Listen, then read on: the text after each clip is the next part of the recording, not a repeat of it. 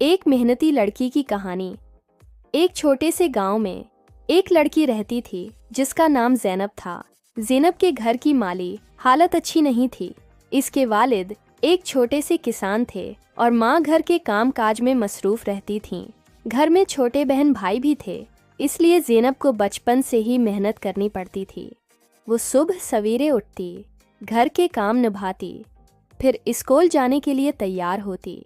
School से वापस आकर वो अपने वालिद के साथ खेतों में काम करती और शाम को पढ़ाई करती। ज़ैनब को पढ़ाई का बहुत शौक था।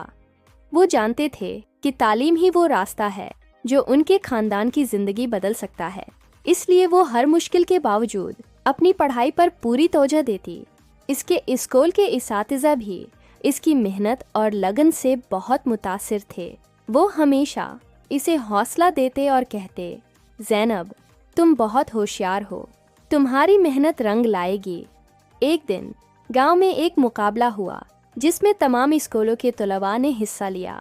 मुकाबले में पहली पोजीशन हासिल करने वाले तालिब इल्म को शहर के एक अच्छे स्कूल में मुफ्त तालीम का मौका मिलना था। ज़ैनब ने इस मुकाबले में हिस्सा लेने का फैसला किया।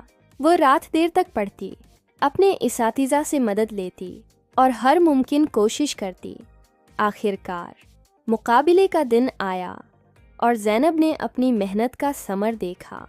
उसने न सिर्फ पहली पोजीशन हासिल की, बल्कि सबको ये भी दिखा दिया कि मेहनत और लगन से कोई भी मकसद हासिल किया जा सकता है। शहर के स्कूल में ज़ैनब ने अपनी मेहनत जारी रखी।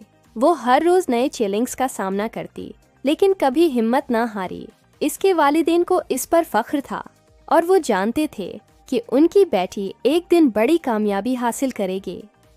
सालों बाद ज़ैनब ने एक कामयाब डॉक्टर के तौर पर अपनी तालीम मुकम्मल की।